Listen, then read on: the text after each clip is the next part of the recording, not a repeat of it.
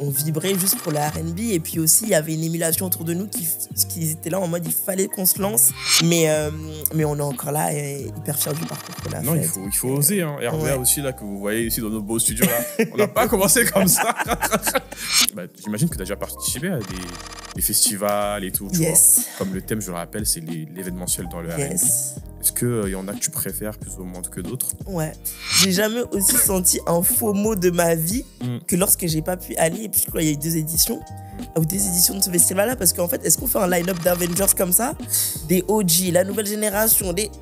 On annoncera la personne qui sera la marraine ou le parrain. Je fais un peu de suspense de cette R&B expérience.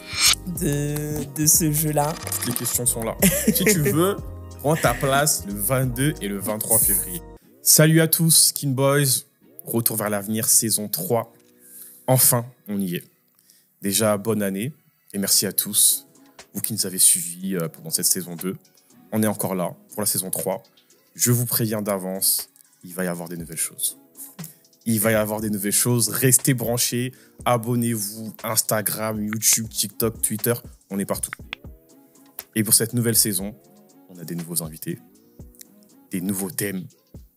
Et pour le coup, j'ai avec moi une personne, vraiment, je l'estime beaucoup. Je suis très content qu'elle soit là. Je vais lui donner la parole et elle va se présenter. Merci déjà pour cette introduction. Ouais. Vraiment, je suis un peu émue parce que vraiment, bref, on aura l'occasion de le dire, mais du coup, moi, c'est NJ. Je suis la cofondatrice de Demeure Factory et co-créatrice de la R&B Experience. Et du coup, c'est vraiment un honneur pour moi d'être là aujourd'hui sur le canapé de RVA. Moi, je suis une grande fan du podcast. Oh, merci. Vraiment, j'adore les formats longs. Et Skin Boy, je trouve que t'es vraiment une bible du R&B. T'as énormément de références, donc j'ai beaucoup appris sur mon genre préféré, tu vois. Donc non, franchement, un honneur d'être devant la caméra aujourd'hui. Et hâte de voir ce qu'on va se dire et les discussions qu'on va avoir. Oui, franchement, super. En tout cas, merci beaucoup. Je sais, pour les personnes qui nous suivent, vous savez, Demeure Factory. Chaque épisode, je le fais même pas exprès. Tu sais, j'aime tellement le mouvement et ce que vous faites que forcément, t'es pas là par hasard, tu vois. Mais non, mais j'en profite pour dire vraiment merci pour la force parce que, genre, it's the consistency, vraiment, comme tu dis. Tous les épisodes, franchement, tu nous donnes une force incroyable. Et c'est pas seulement via les épisodes, tu viens aussi à nos événements. Et à chaque fois, moi, je dis pour rire, on va créer une carte de fidélité, un pass, juste pour toi. Parce que franchement, là, il faut récompenser. Franchement, les gens qui donnent la force comme toi et qui viennent aux événements et qui soutiennent.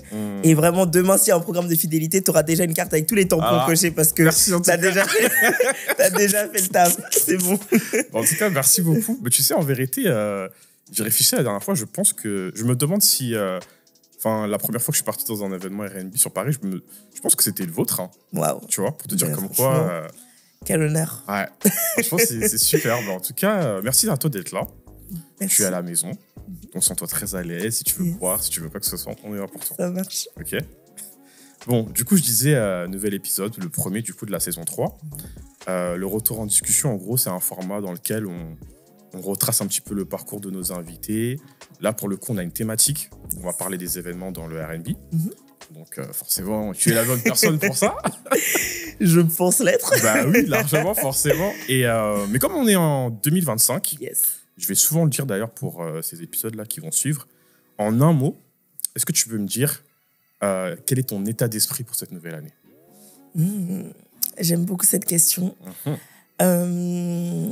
Cette année, franchement, je suis en mode... je sais pas si c'est conquérant. Ah, j'aime bien, déjà, ok. Genre, vraiment, je suis en mode... let's go. Genre, l'état d'esprit, c'est let's go, ça va tout droit. Genre, il y a plein de choses qui sont en train de se mettre en place. Donc, restons concentrés et let's go, quoi. Franchement, c'est ça. Très positif, très on va de l'avant. Et ouais, hein, franchement... Et toi? C'est une bonne question, je m'y attendais pas. Mais t'as le droit, hein, effectivement. T'as le droit de poser cette question. Moi, l'état d'esprit, en vrai, je pourrais dire la même chose que toi. Hein. Mais je vais dire 2025, en un mot, c'est l'ascension de RVA. Waouh. Voilà. c'est un sacré mot. Ouais. Je le dis clairement. Il faut le dire. Il faut manifester, c'est important. Franchement, il faut dire les choses et j'aime beaucoup. Ouais. Et j'espère avoir la chance d'assister à cette ascension-là parce que c'est vraiment tout ce que je vous souhaite. Merci en tout cas. En tout cas, tu seras à la ascension, j'espère. Et bon, avant de parler de More Factory et tout, je me rends compte qu'on n'en sait pas beaucoup sur toi, Angie. Est-ce que tu peux nous dire où tu as grandi, d'où tu viins? Trace nous un petit peu ton parcours. Ah oui, on est là pour ça. Non, c'est vrai que je parle pas beaucoup de moi. C'est vraiment un parti pris dans The More Factory, sachant que on est 2 associés. Donc il y a Sylvia et il y a moi-même. D'accord. On l'a cofondé, donc on est 2 derrière. Et c'est vrai que c'était un parti pris de pas personnaliser, entre guillemets, mettre une tête face à The More Factory. Mais là, ça fait 6 ans. Ouais. Et donc on se dit, il serait peut-être temps. L'enfant a grandi. En vrai, les gens qui viennent à nos événements, bien évidemment, ils nous connaissent et tout. Mais les gens qui nous découvrent sur les réseaux, effectivement, ils se demandent mais qui est derrière, combien de personnes il y a derrière et tout. Moi-même, je me demande. Ouais. Donc je peux comprendre. Et tu m'as dit de pas parler de The More Factory, mais quand même, voilà. Mais je te laisse y aller tout doucement. Tu vas nous parler de Edge, ça j'en suis sûr. The More Factory, on l'a vraiment commencé à 2. Et Sylvia et moi, voilà, c'est vraiment une rencontre. On aime dire qu'on est musical soulmate. On s'est rencontrés à un concert de Lauryn Hill il y a... c'était en 2017, je crois, 2016. Non à Bercy. Non, à un festival à la fête de l'UMA, je crois. Ah, ok, d'accord. Voilà. Okay. Et t'es arrivé à l'heure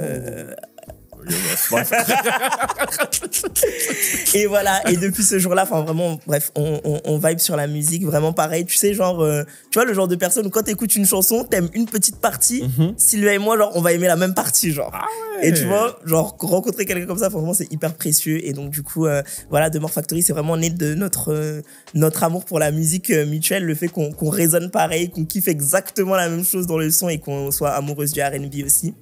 Mais pour parler de moi, bah écoute, moi j'ai grandi en région parisienne. Hein. D'accord. Quel département? Le 94, le Val-de-Marne. Voilà. Je suis du continent. Je suis obligée de le mentionner. Hein. Vous êtes tellement... Vous nous connaissez, bien évidemment. Je suis du continent, du Cameroun, pour ceux qui ne savent pas. Et écoute, j'ai grandi dans une famille de 4 frères, enfin j'ai 3 grands frères et sœurs.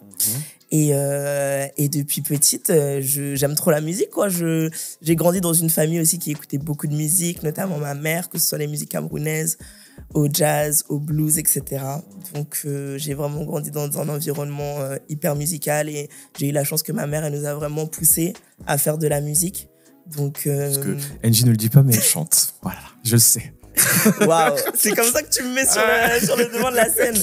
Ouais, non, franchement, pour le coup, ma mère, elle nous a tous poussés. Enfin bon, déjà de base, mon grand-père, il fait de la guitare.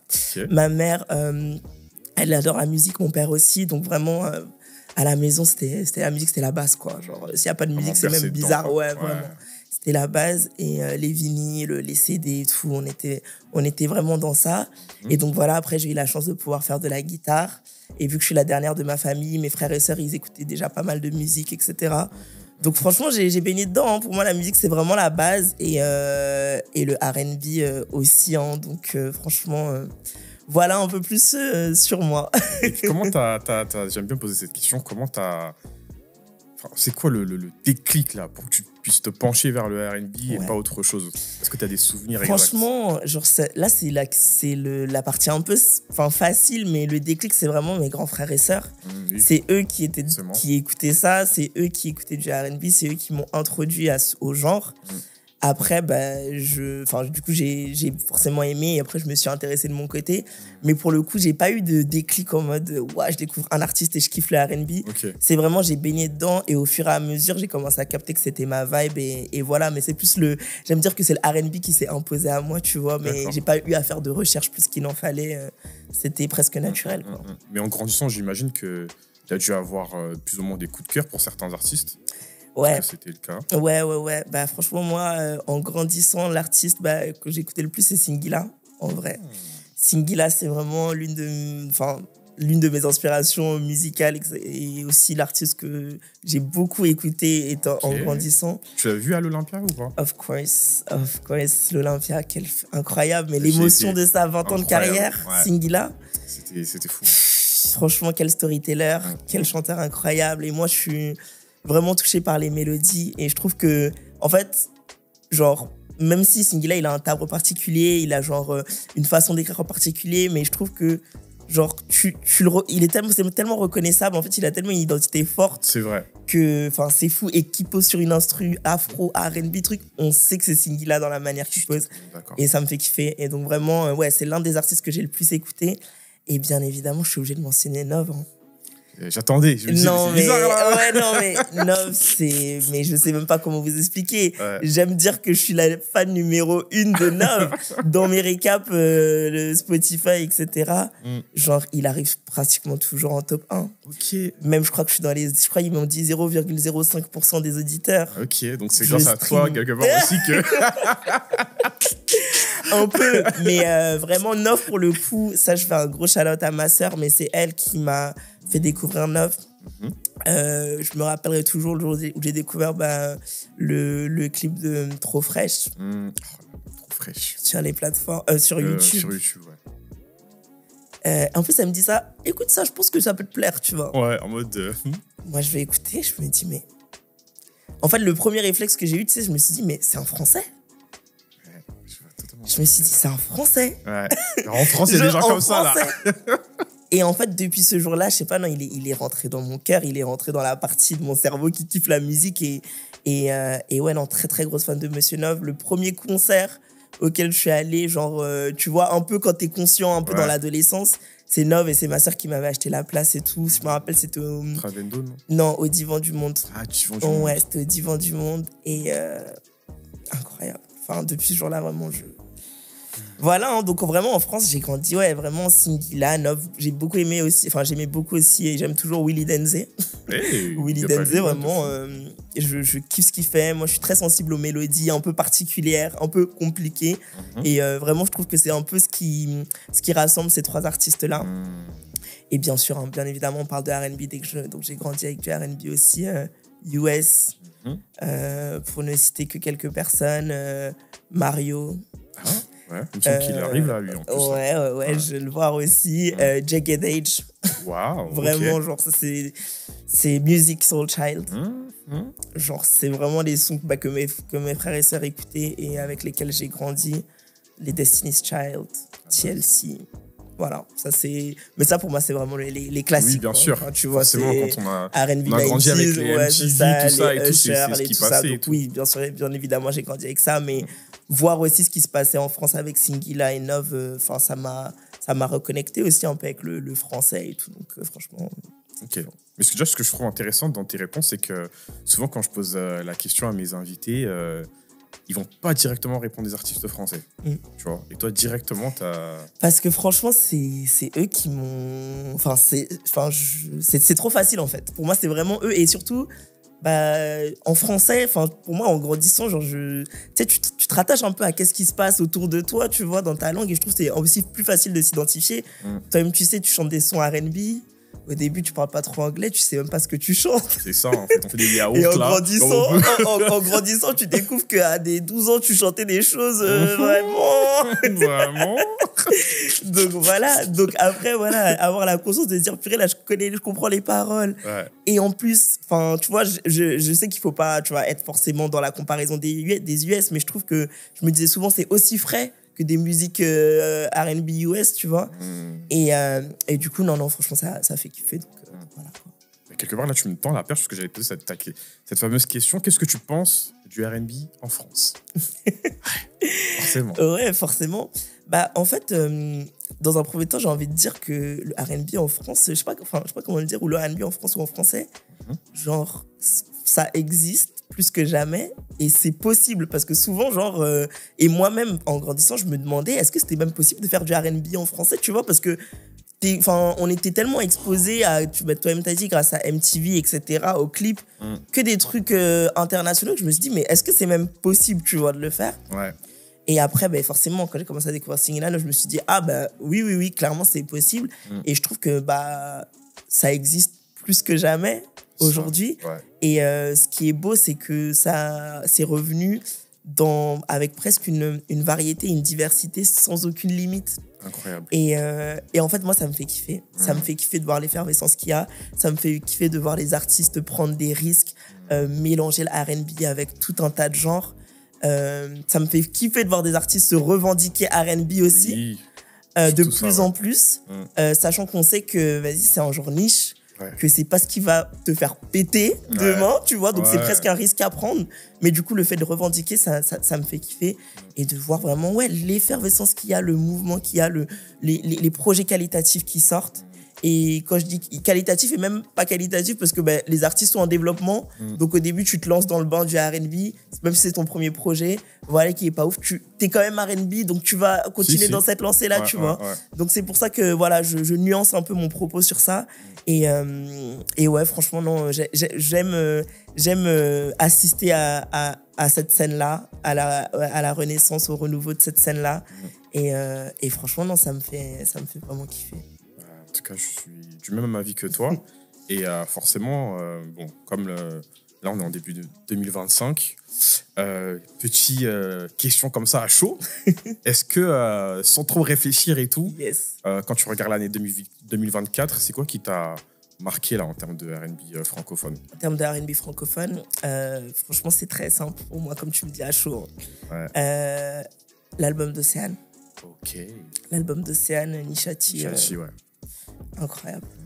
Et tu vois, ça, c'est vraiment quand on parle du fait d'infuser le R&B dans différents genres, et surtout de montrer au sein même du genre la diversité du R&B.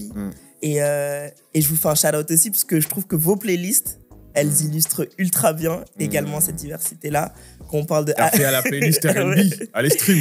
Et moi, j'aime beaucoup aussi RVA, un peu les sons up-tempo. Turn up sur le R&B Turn up sur le R&B FR. Ouais. Incroyable cette playlist, parce que c'est vrai que quand des gens qui connaissent pas trop le genre, tu dis t'aimes le R&B, ils s'attendent vraiment à des trucs chill lay down et tout. Mais non, en fait, il y a du R&B upbeat de fou. Quand tu connais les racines du R&B, New Jack Swing, etc., tu sais très bien que t'étais pas là pour chill, t'étais là pour danser, t'enjailler. Donc voilà, et je trouve que voilà, son album Nishati, on a tout. C'est vrai. Les sortes de R&B. Comme ça, c'est vrai on a vraiment un spectre incroyable, et ça fait kiffer, tu vois, de se dire que t'aimes le R&B, mais tu peux être dans différents moods pour écouter du R&B, et voilà, t'es pas obligé d'être là, triste, chill sur ton canapé et tout. Donc voilà, l'album d'Enchanté Julia. L'album d'Enchanté Julia. Quel pépite. Il y a juste la cover déjà. Quand tu vois la cover, tu te dis ok. Mais déjà, le single Save Me. Save Me, j'allais en parler. Vas-y. Save Me. Est-ce qu'on peut en parler? Déjà, moi, j'ai un faible pour les sons où le titre est en anglais, mais le son est en français. Et il y a juste un mot en anglais dans le son. Je sais pas pourquoi, mais ça me fait kiffer, tu vois. Parce que, non, je sais pas. Donc déjà, ça... 10 points. 10 points juste pour ça. Et après, la production de ce son. Est-ce qu'on peut... En fait, tu vois... Je suis ému, hein. En fait, tu vois, c'est vraiment... tu sais, dans le clip, et je pense que c'est ce qu'ils ont teasé, t'as cette partie-là où elle tombe dans l'eau. Et ce son-là, c'est vraiment une immersion. T'as l'impression d'être un peu sous l'eau. Sous l'eau, en fait. Tu vois? T'as vu comment ils ont réussi à retranscrire ça? Ça, dans la musique. Et quand j'ai vu l'image, j'ai dit, OK, vous savez très exactement ce que vous faites. Et ouais, non, franchement, ce projet-là, dans l'écriture, il y a des super belles images. Et aussi, moi, j'ai un faible pour les sons où il y a des harmonies hyper travaillées. Et pour le coup, là, elle nous a gâtés. Franchement. Elle nous a gâtés. Les arrangements vocaux sont incroyables. Et non, quel projet. Vraiment, Enchanté Julia, c'est quelque chose. Hein. Franchement, c'est quelque chose. Et je veux revenir un petit peu sur The More Factory. Yes. Est-ce que quand vous avez commencé ce concept-là, vous êtes arrivé... En fait, c'est l'idée, parce que tu m'as dit il y a 6 ans. Ouais. Il y a 6 ans, la scène R&B francophone, tu sais, elle n'était pas comme aujourd'hui. On est d'accord. Et je me suis dit, en fait, pourquoi j'aimerais savoir comment, genre, quand vous êtes arrivé, vous êtes en mode direct, on va arriver avec un délire où il y a des chanteurs soul ou R&B francophone. Yes. Comment ça s'est passé? Genre, c'est vraiment, vous êtes dit, on va faire ça. Et ça va marcher, genre. On s'est pas dit que ça allait marcher. Mais en fait, tu sais, la vérité, c'est que nous, on écoutait beaucoup. Je me rappelle à cette époque, avec Sylvia, on écoutait beaucoup de R&B, du coup, US. On était beaucoup dans la période, tu sais, Khalid, Daniel César, C'était cette période-là. C'est vrai, Et en gros, si tu veux, on évoluait en fait dans des environnements chacune de notre côté, mais qui écoutaient plus ou moins ce genre de musique-là, donc du R&B dans cette vibe-là, tu vois. Je me rappelle Ella May, Mahalia, tu vois, c'était les débuts aussi pour elle, des Georgia, etc. C'est vrai que le R&B des fin des années 2010, là. C'est ça, tu vois. On était vraiment dans ça. Mais la vérité, c'est que tu disais Daniel Caesar. Ouais. Tu vois ce que je veux dire? Personne connaissait. Trop, Donc, le contre-pied de ça, c'est que dès que tu trouvais quelqu'un qui kiffait, tu savais que t'allais bien t'entendre avec cette comme personne. On était pas beaucoup, je vois ce que tu veux dire. Et donc, du coup, nos environnements mutuels, enfin, nos environnements personnels, c'était ça. Et donc, du coup, quand on s'est rencontrés, on a un peu fusionné ça. Moi, je fais de la guitare, je chante un peu, donc je faisais pas mal de jam de mon côté avec des amis, elle aussi. Donc, en fait, on a un peu fusionné, tu vois, nos deux cercles. Et en fait, on s'est retrouvés avec des gens qui chantaient de fou et qui chantaient surtout la musique qu'on écoutait en ce moment et qu'on kiffait. Et on s'est dit, mais en fait, on s'amuse trop là. Ouais. Tu vois ce que je veux dire? Là, on est là, on jam, c'est cool, mais les gars, là, il y a du talent de fou. Et en fait, là où c'est intéressant, c'est que c'était pas forcément des gens qui avaient pour ambition d'être artistes, mais c'était des gens qui chantaient de fou. Par passion. Et le R&B, c'est le chant. Donc moi, quand tu chantes déjà, genre, c'est ça, tu vois. Donc en fait, on a vraiment commencé pour mettre en lumière les voix. Et pas forcément les artistes, et surtout pour créer des espaces où il y allait avoir des sons qu'on écoute en ce moment. Parce que ça, clairement, il n'y en avait pas. Donc forcément, au début, vu qu'il n'y avait pas beaucoup d'artistes, on était vraiment axé sur des gens qui kiffent chanter du R&B.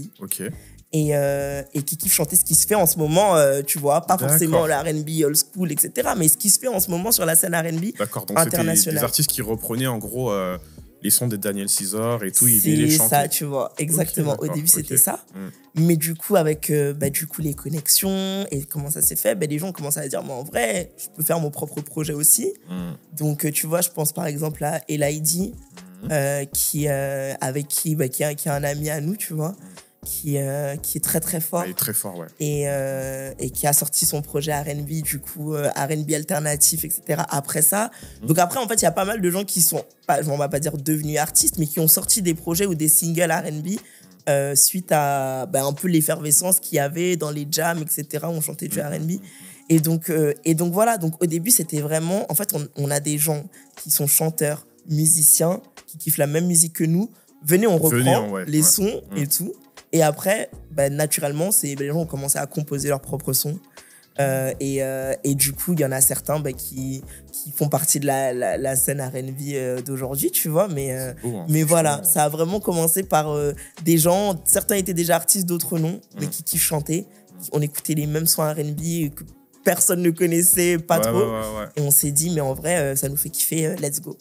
Mais d'ailleurs, ce que j'aime bien aussi chez vous, c'est que à la fin, comment ça s'appelle le format où vous faites dans les appartements là? Ouais, les Lost Jam. Les Lost Jam et tout. Et c'est qu'à la fin, il y a une session où, en gros, si t'es artiste, c'est ça. Tu viens et puis tu chantes, quoi. Ouais, et pour ça, c'est ultra, ultra important pour nous. Et comme tu dis, si t'es artiste ou même si t'es chanteur, nous, ce qu'on kiffe, et en fait, on se rend compte, et je trouve qu'il y a beaucoup de gens comme ça qui chantent de fou, mais qui n'ont pas pour ambition d'être artistes.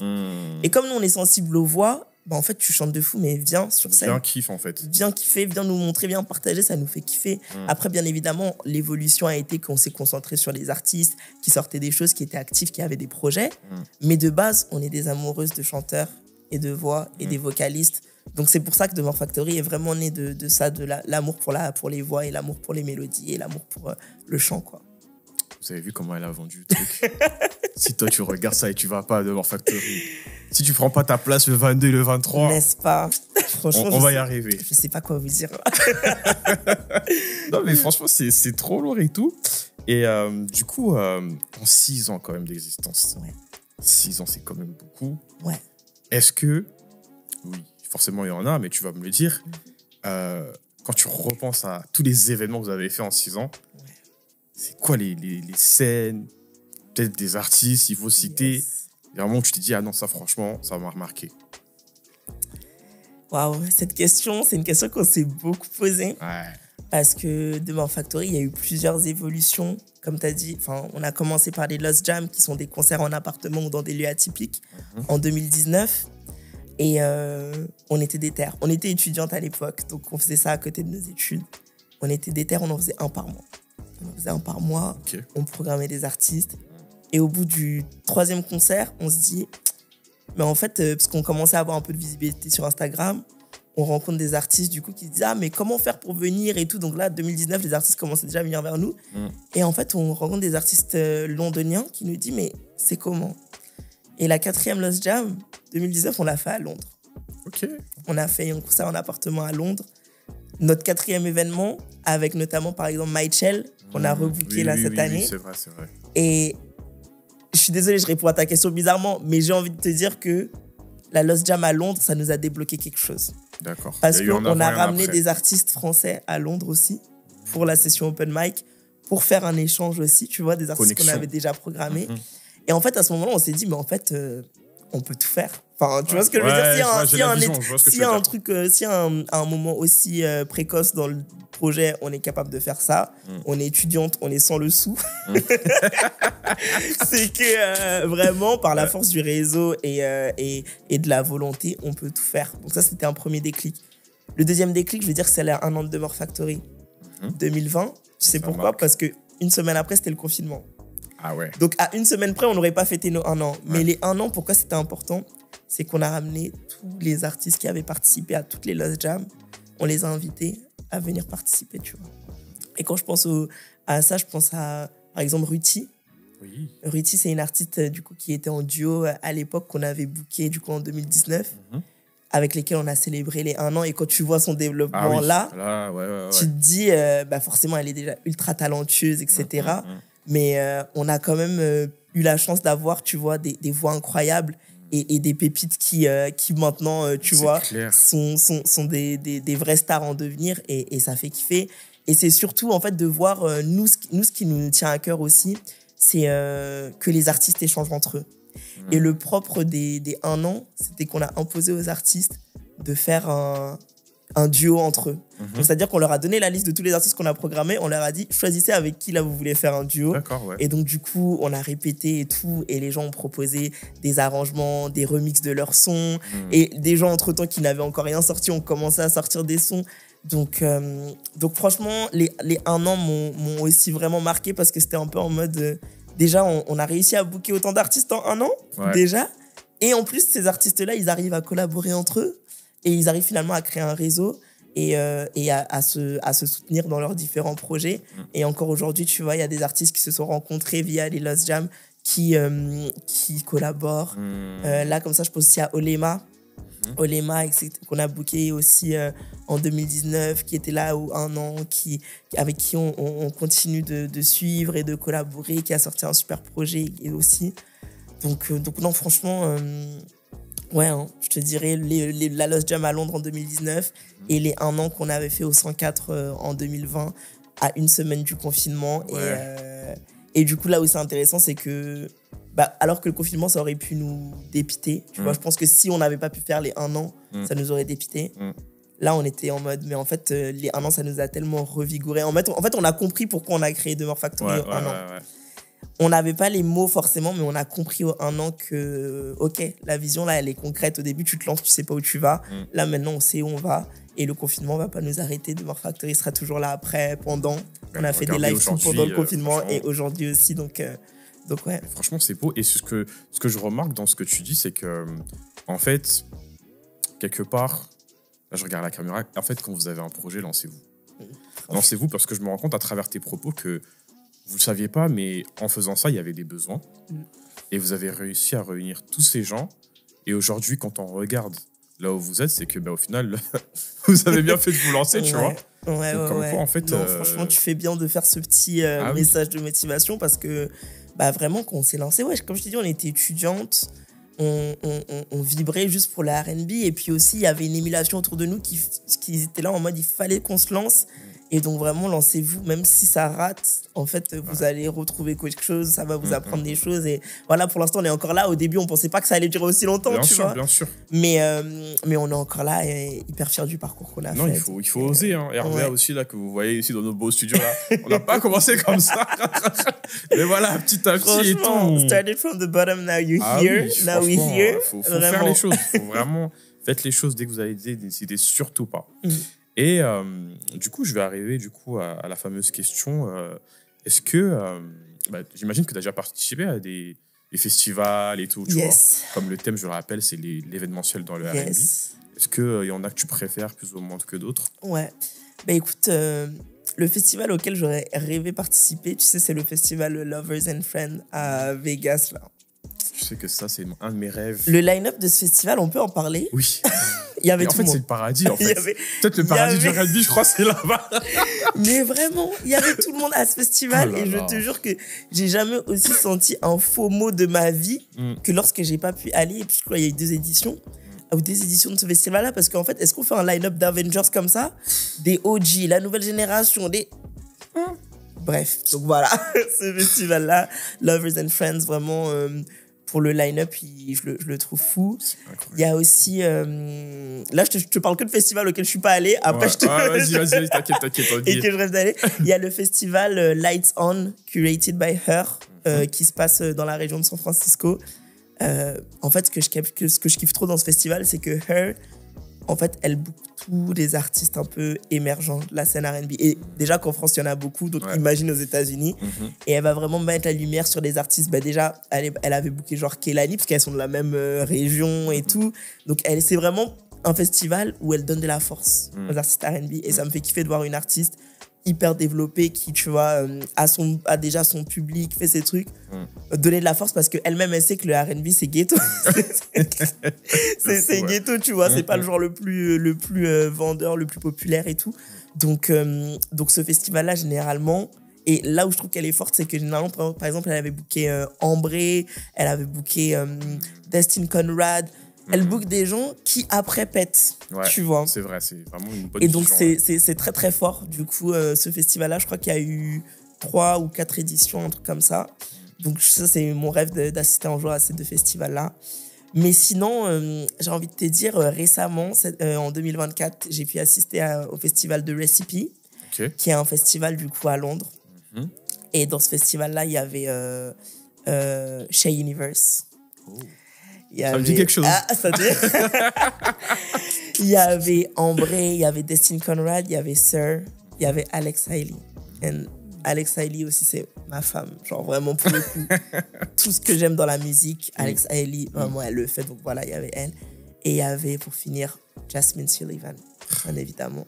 Donc imagine ce line-up-là. Oh, et ce que j'ai kiffé, et je pense que ça va à reprendre dans tous les autres festivals, c'est qu'en fait, t'avais pas, tu sais, souvent dans les festivals, t'as 2 artistes qui passent en même temps, et c'est la guerre. Tu fais 10 minutes d'un, 10 minutes de l'autre. En fait, dans ce festival-là, du coup, il y avait 7 artistes, mais tous à la suite. Entrecoupés de DJ sets dans différentes scènes et tout. Mais donc, du coup, tu payes ta place, mais tu peux voir tout le monde. Et ça, du coup, pas de frustration. Et l'organisation était folle. Et aussi, je suis une grande gourmande, hein. Mais ce qu'ils ont fait, c'était très fort parce que la nourriture et les boissons étaient illimitées. Ah ouais. Donc ça, j'ai envie de vous dire que c'était fort. Et vous savez comment les Londoniens, ils sont forts avec la nourriture. Donc il y avait de la nourriture Naija, du jollof, du soya, de la nourriture japonaise, de la nourriture chinoise, de la nourriture colombienne, de la nourriture... Bref. Donc je suis une grande gourmande, donc je suis obligée de le mentionner. Mais vraiment, organisation incroyable, line-up incroyable. Et voilà. Et l'année dernière aussi, j'ai pu faire du coup Afro Nation. Afro Nation, bien évidemment, festival afro. Mais il y avait Lissandro. Donc, très cool. Il y avait Tyla. Donc, très cool. Enfin, des artistes qui voilà, fusionnent le R&B merveilleusement avec différents genres de leurs origines, hein, que ce soit Amapiano, que ce soit la nourriture, MDR, la musique capverdienne, etc. Si. Et du coup, voilà, ça fait kiffer de voir des festivals plus ou moins... focus R&B, mais aussi focus d'autres genres qui bookent des artistes. Parce que c'est vrai que pour le coup, l'Afro Nation, ils ont...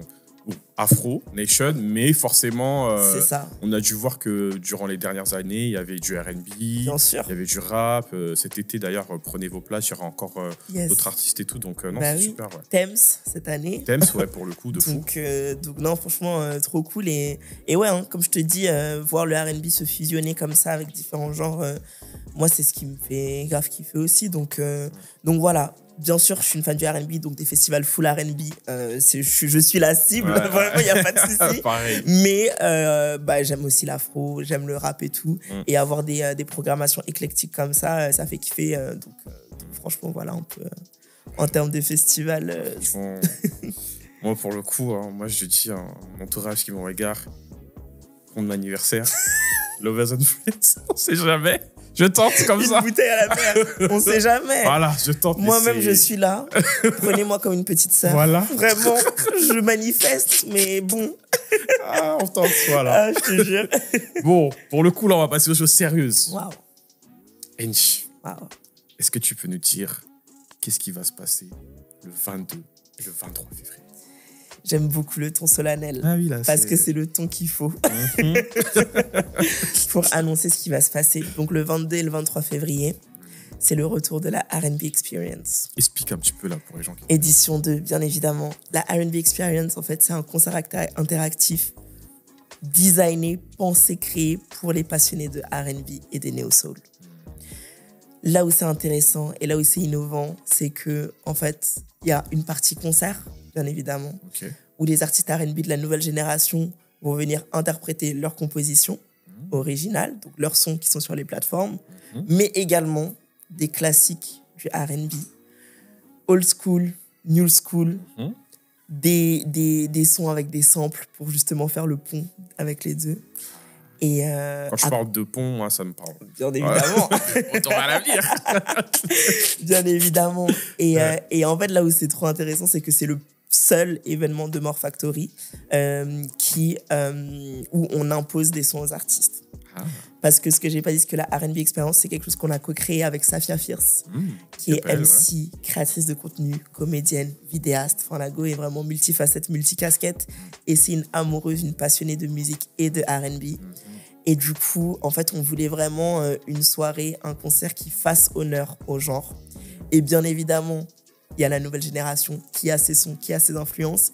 Mais c'était important pour nous, de respecter aussi les anciens. Et très aussi, important. Tu sais, j'aime pas dire ça, mais presque éduqué dans le sens où si t'aimes pas le R&B et tu te dis, bon, R&B Experience, qu'est-ce que c'est?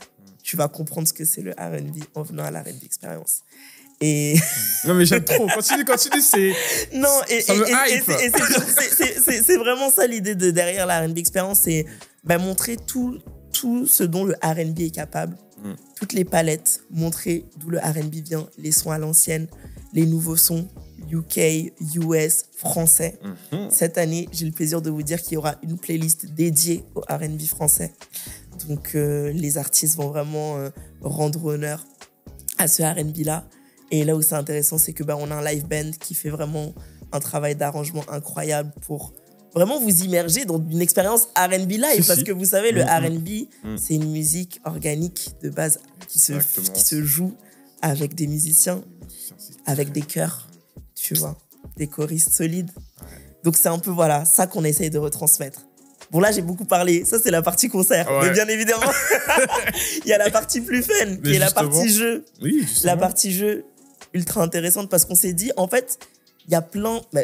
par exemple, je te prends toi tu aimes le R&B, tu es un mélomane incroyable. Exactement. On voulait vous rendre honneur aussi. Ah bon? Bah oui. Tu peux nous expliquer? Je savais pas.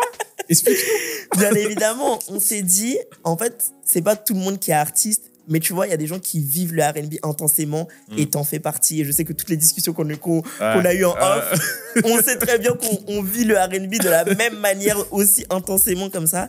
Et on s'est dit qu'on veut rendre honneur à ce public-là.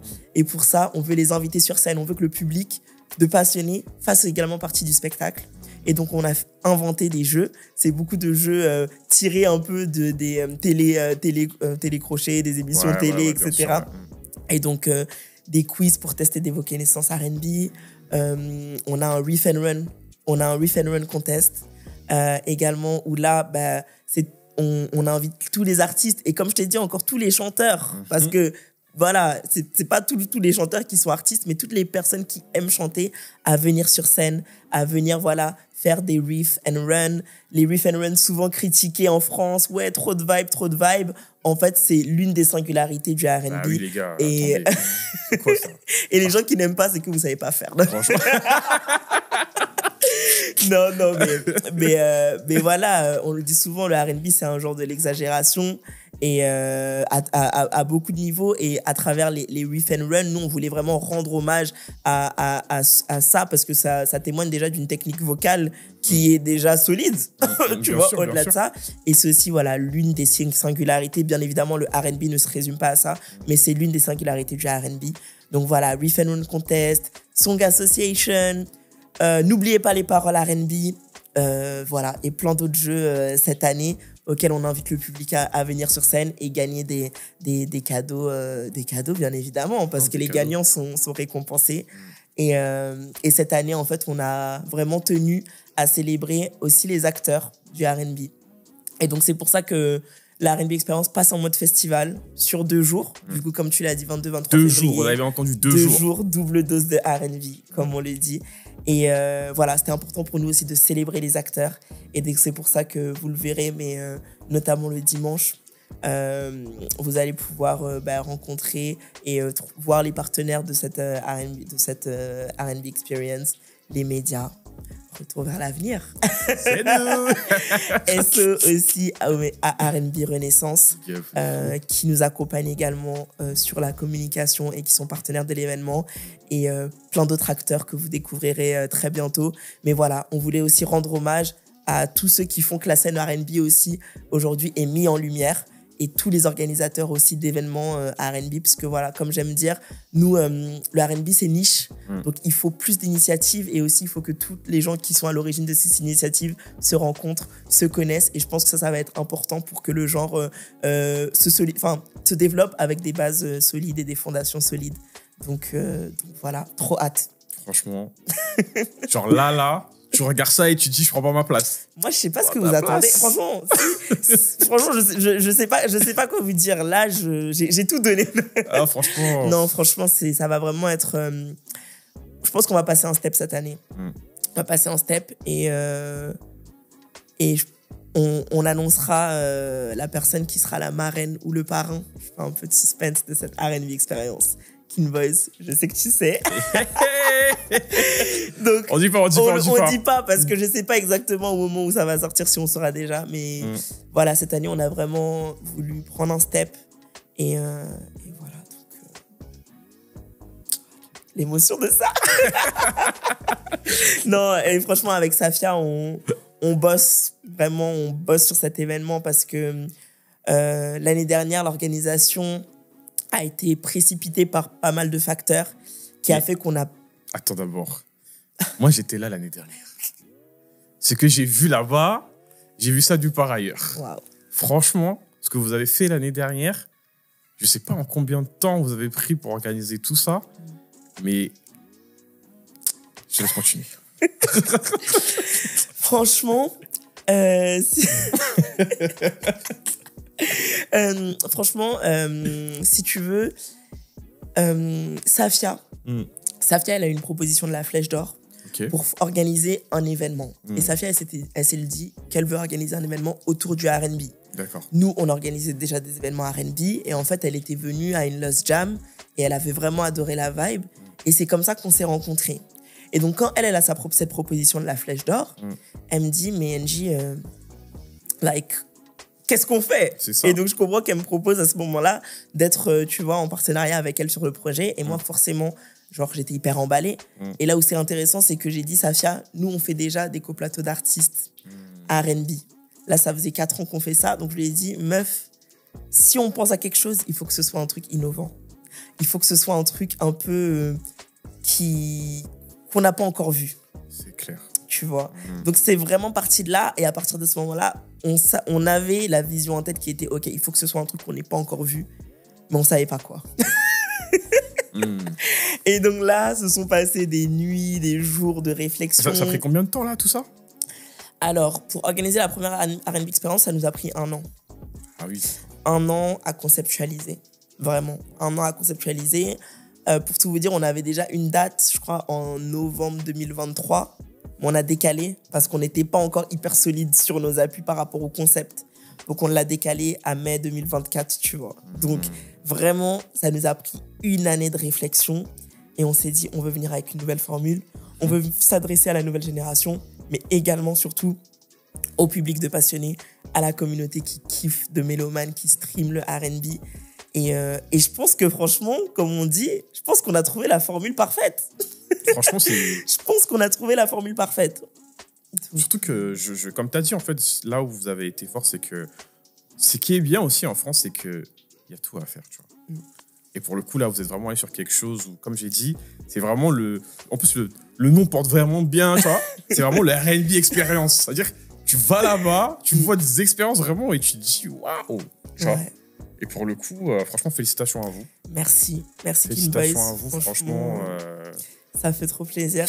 Les retours qu'il y a eu de la première R&B expérience, c'était incroyable. C'était au-delà de nos expectations. Genre, vraiment, c'était fou. Et ça nous a motivés, justement, pour venir plus fort. Pour passer directement à 2 jours. Pour doubler le nombre d'artistes programmés. Pour arriver avec des nouveaux concepts. Ouais. Pour agrandir l'équipe derrière. Si. Parce que, en plus, je t'en ai pas parlé, mais j'imagine que là, on parle des bons côtés, tout ça. Oui, les idées, c'est bien. Mais c'est quoi est-ce qu'il y a une difficulté qui revient souvent quand vous montez sur ce genre d'événement ou pas? Oui. C'est laquelle, pour le coup? Une. Non. Il y en a plusieurs. Il y en a plusieurs. Ah, ok, d'accord. Non, j'aurais aimé qu'on ait une. Ben, en vrai, c'est toujours, quand tu as des grandes ambitions comme ça, c'est toujours la question du financement.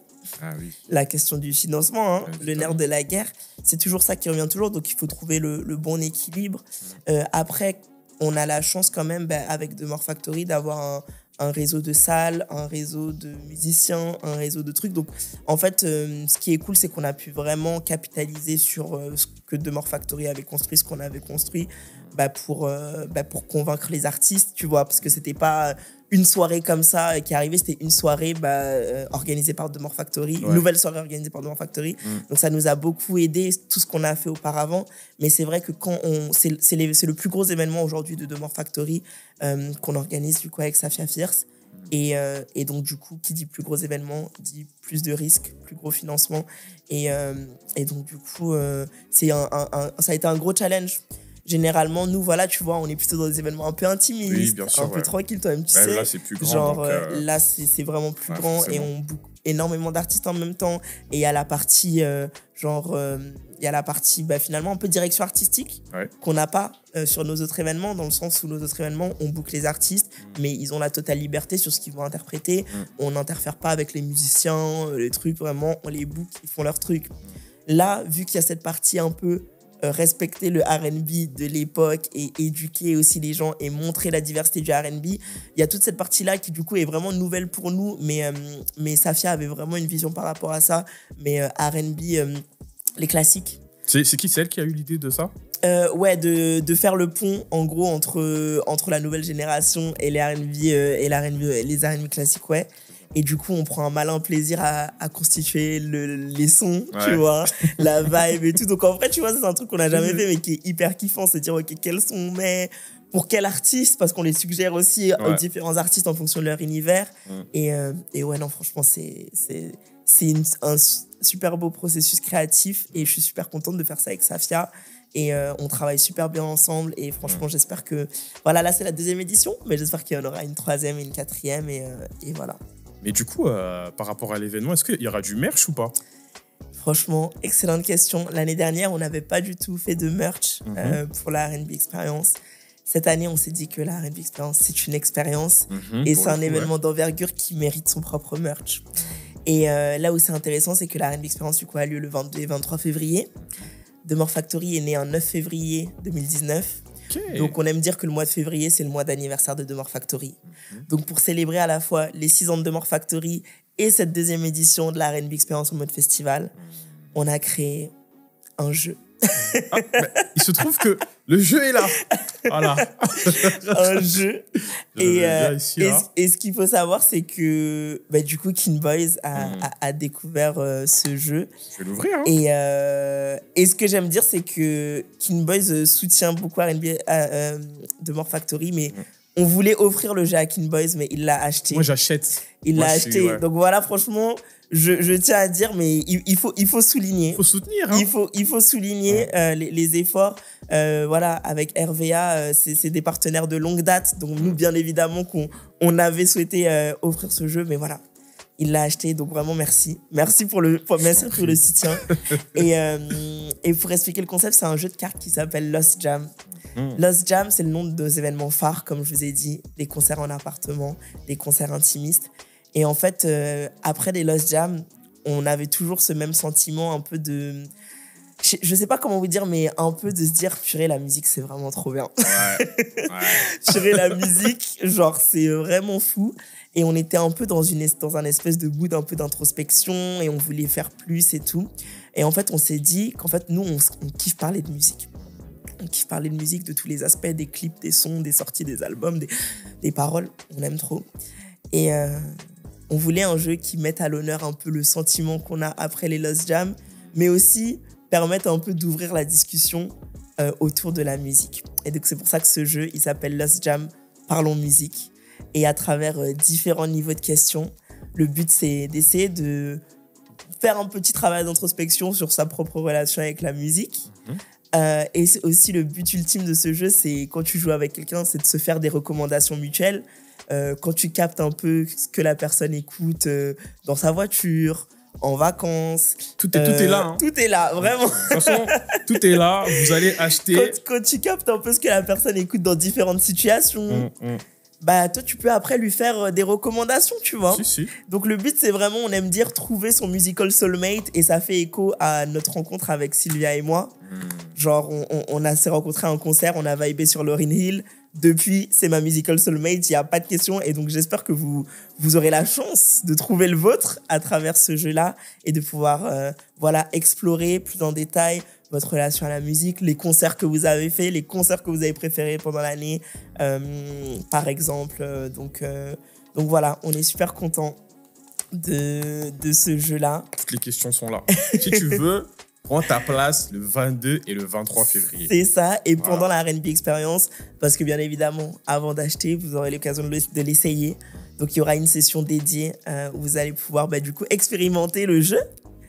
Vous poser des questions à vous-même ou aux personnes qui seront autour de la table et explorer plus en détail votre lien avec la musique et découvrir. Je vous laisse faire votre musical soulmate et surtout des nouvelles recommandations musicales personnalisées pour vos playlists.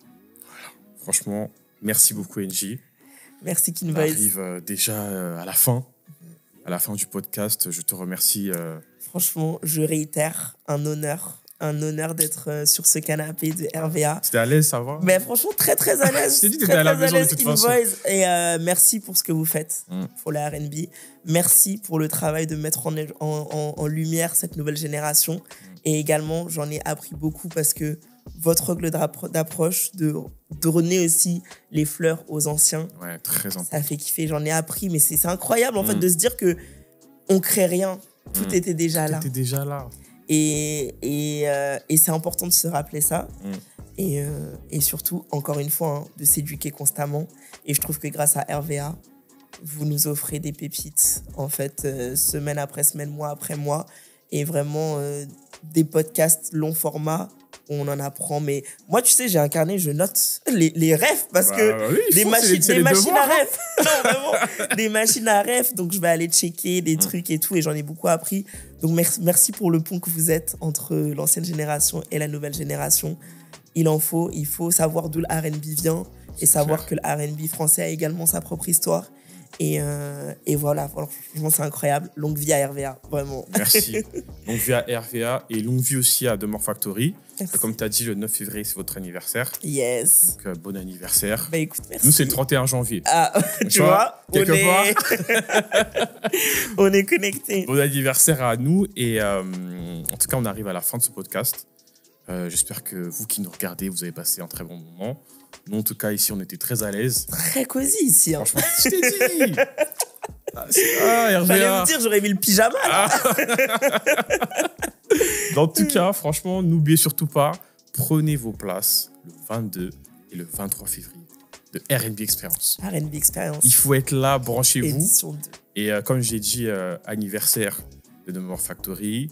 Le nôtre, c'était là, le 31 janvier. Joyeux anniversaire. Merci en tout cas. Déjà 2 ans déjà. Franchement. Ça passe super vite. 2 ans. Et comme je l'ai dit, c'est la saison 3. Il y aura des surprises.